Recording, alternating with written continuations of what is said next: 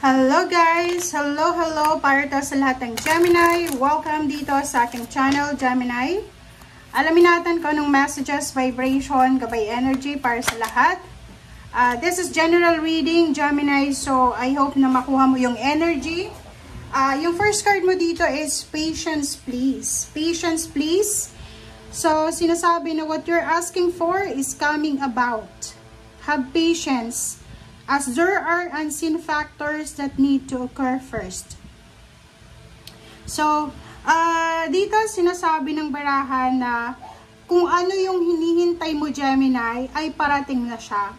So, ang kailangan mong gawin sa linggong ito, so wag kang masyadong maging aggressive and impulsive sa linggong ito. Understandable yung emotion mo, understandable yung pakiramdam na kailangan magmadali. Kailangan mabilis. Dito sinasabi ng baraha sa'yo na maging mapasensya ka. Maging mapasensya ka dahil may mga hindi ka nakikita na blessings na posibleng parating sa'yo. And mayroon kang ngayon mismo sa linggong ito, Gemini, may bagay ka na kailangan ayusin muna. Okay? May bagay kang kailangan ayusin muna. So, yun yung importante sa ngayon. Okay, thank you.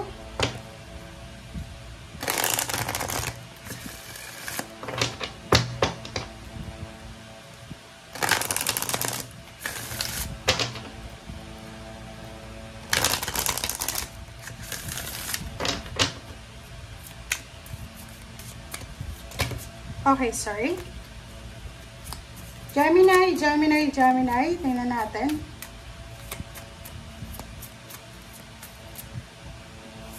Okay, Selenite. Gemini, Selenite.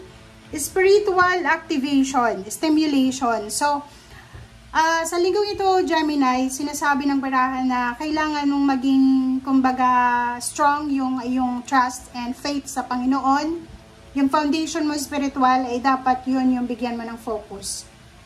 Ibig sabihin, if you're waiting for something na may mangyari sa buhay mo, ang kailangan mo ngayon is maging, kumbaga kumapit tayo sa ating spiritual. Huwag tayong matatakot.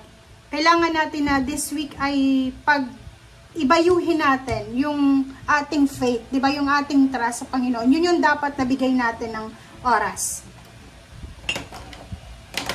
Okay. Wait lang, guys.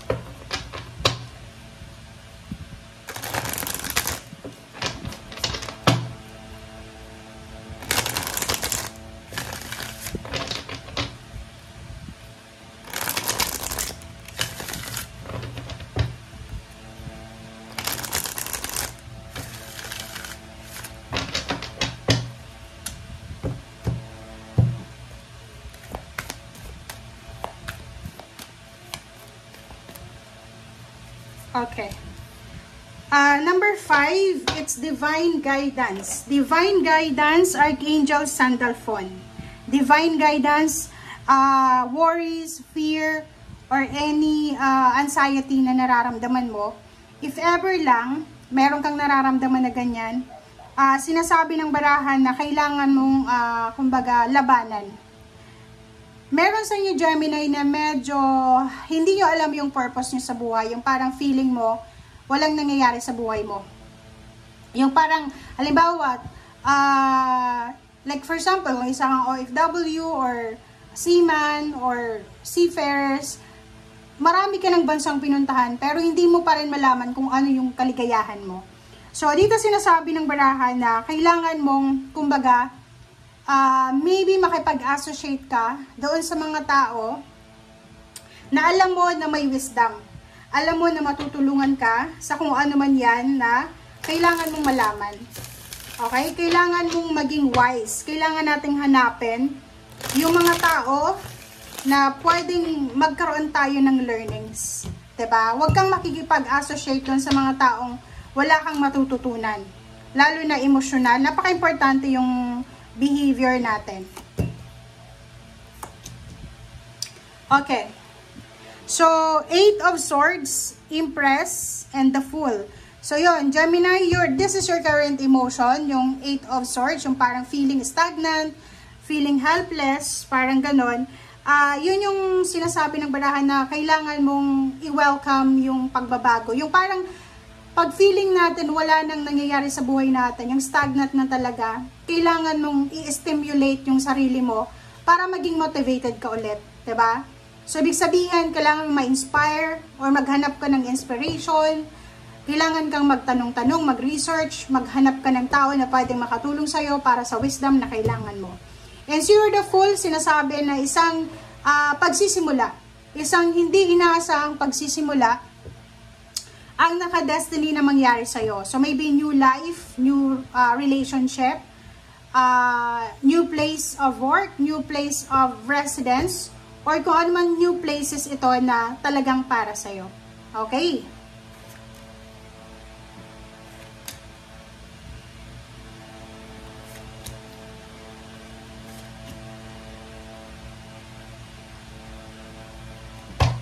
And sa ilalim mo dito is 6 of Cups. Yung 6 of Cups all about your past.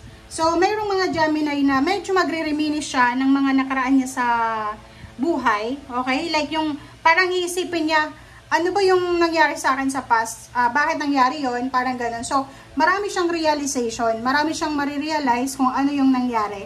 But, nandito yung 10 of Cups. Sinasabi ng barahan na isang emotional completion, isang accomplishment emotional, ang possible na mangyari sa buhay mo. So, Temperance, kailangan mong maging mapasensya.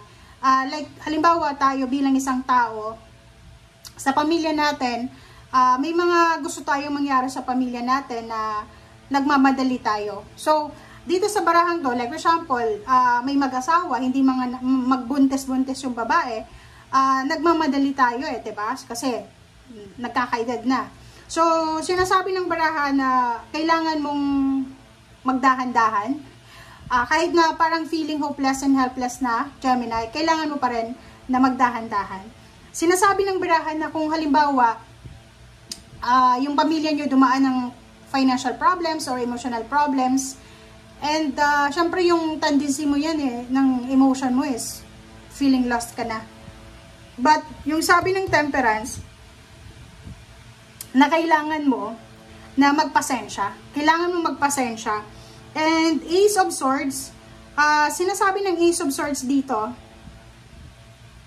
okay, sinasabi ng Ace of Swords dito na isang information, communication, answers, solution, ang posibleng darating sa'yo sa panahon na kailangan mo.